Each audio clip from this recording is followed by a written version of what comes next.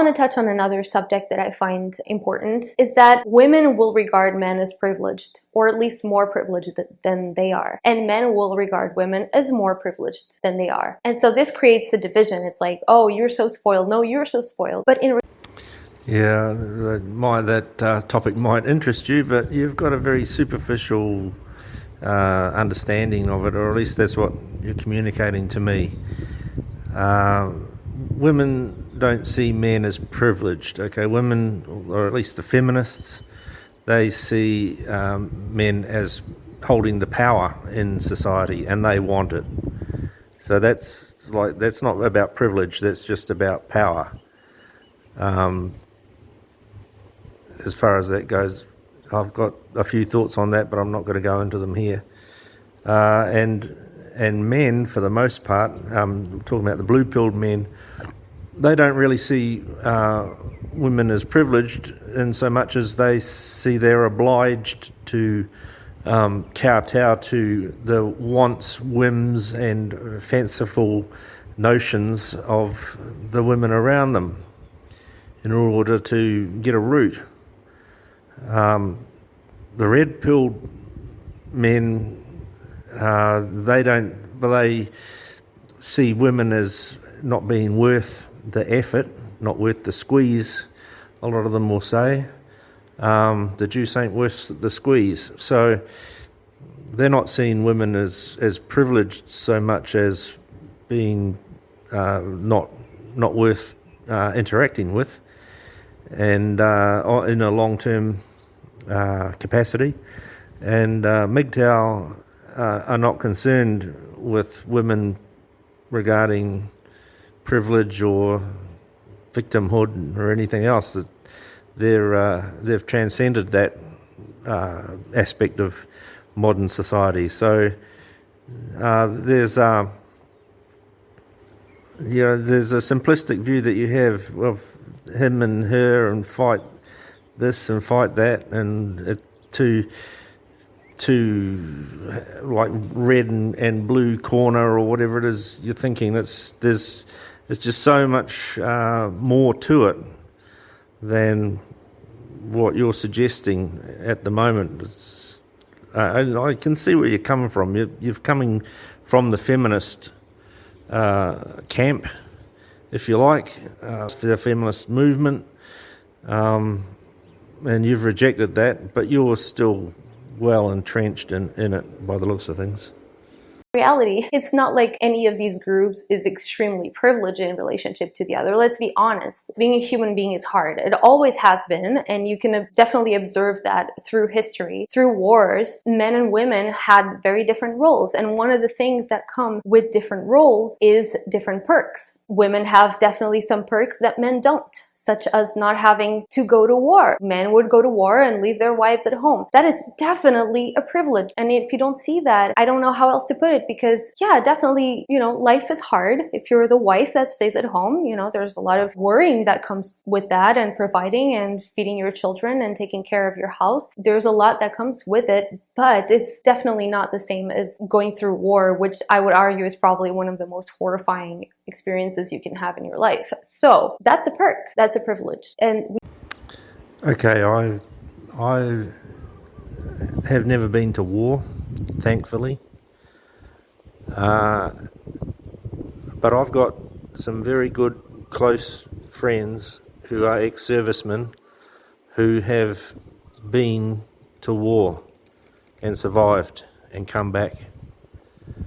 I can name a retired Staff Sergeant, Gary Cameron.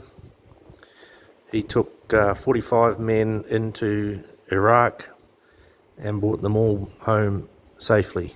It's one of the major achievements in his life. I've got another friend I can't name because he was in the intelligence field. He lost a toe to a grenade in a jungle, and he was in the middle of escaping from the enemy, and he had to persevere with a bleeding, aching foot in the jungle for days. He's got some stories to tell.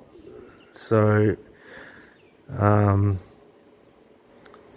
I think that it's wrong for a woman in particular, but a young woman of your age, to be speaking about war.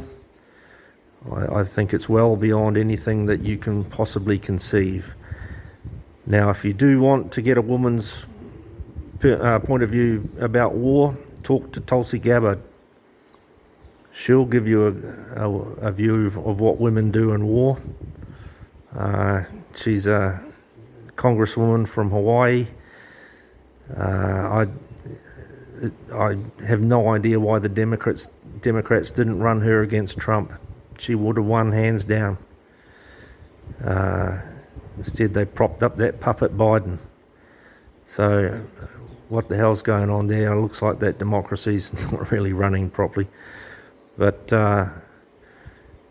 yeah, I don't appreciate a young woman such as yourself thinking that you can speak on the topic of war. I certainly won't do so myself. Mainly because I haven't been to war, and to try and second guess what my mates went through, it's not something I'm prepared to do.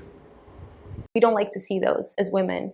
We just disregard those. They're not interesting, but we should definitely value them because they are significant. So anyway, men and women have different perks. Men are going to see the grass greener on the other side. Women are going to see the same regarding men. And it's not like men have more privileges and women have more privileges. They're just different. And so there's more to us that's the same. Life is hard for both of us, but we both have our own perks. That's how life works. You can't become bitter about that. You can only become better. And being bitter because a man can do something that you can't, like peeing standing up, what's that going to serve you? How is that going to create meaning or change your life in any way? Who cares? These little things are becoming pathetic, where it's like a competition of who is more privileged. I don't like it. I don't like how it's heading.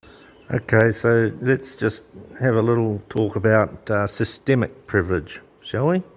Just to make sure that we're understanding what we're talking about. Okay, so I can speak to an Australian issue, or an Australian point of view here, because that's been my experience. Okay, so I was watching the news a few years ago now. It's a while ago, maybe 5 years, and there was an interview of a Centrelink worker or counsellor. So a Centrelink is for people who are out of work, they're unemployed, and they go along to Centrelink, and Centrelink will give them the dole. It's called the dole in Australia. Social Security would be the American equivalent, and part of Centrelink's job is to help you get a job, like help you get work. So this Centrelink counsellor was being interviewed, and she said they don't help single white males. Right there, they do not bother. They take all the details down, and they give them the bare minimum of the dole, so they're not helping with rent assistance, not helping with food or anything like that, unless the man can put forward a very strong case that he requires it.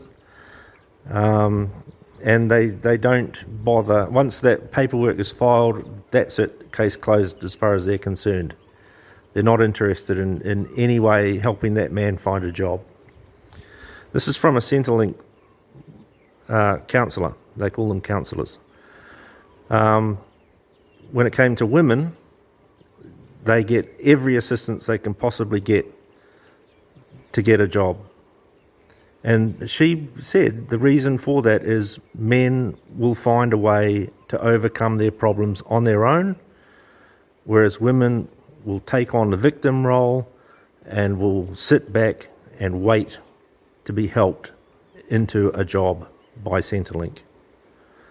Now that is, I'm slightly paraphrasing, but that is almost verbatim what this woman said, is that men will persevere and get ahead on their own, whereas women will need assistance because they'll take the back seat, they'll just sit and wait to be helped. Now, that's a government agency's policy. There's no more systemic than you can get, right? That is the heart of the system, right? So you can talk about men's lives being privileged all you fucking like, because I don't see it. There are definitely some rich, wealthy men out there who live very privileged lives, but they've fucking worked fucking hard for it. They haven't been handed it to them, unless, of course, they're royalty or have inherited or whatever, right? But the men who make it on their own do so uphill and upstream every bloody day of their lives. So stop with this, oh, the grass is greener on the other side, blah, blah, blah, blah, blah. No. All right? Men's experience in life and your experience in life are chalk and cheese. Totally, totally different. You'll never know it. You'll never see it. The legal system, women are very privileged in a lot of ways. When it comes to divorce, the way that things are established to benefit women, it's awesome for us. And we don't acknowledge that as a privilege, which is a shame. All right. Oh, the divorce courts are so biased in women's favour, and that's such a privilege. And we don't acknowledge it, and that's a shame. Yeah, you're talking about the destruction of men's lives. And it's just such a shame that you don't acknowledge it. You know, now you're wondering why men say, right, fuck you, I'm heading for those hills over there. Can you not see it? Can you not understand MGTOW now that you've just stood there and, oh, it's such a shame that we don't acknowledge our privilege when it comes to divorce courts. Oh. Can you not see why men are saying, enough, I'm going my own way? Unbelievable. So, having said all of that, I know that was a mouthful. I would like to talk about the personal responsibility part of it, which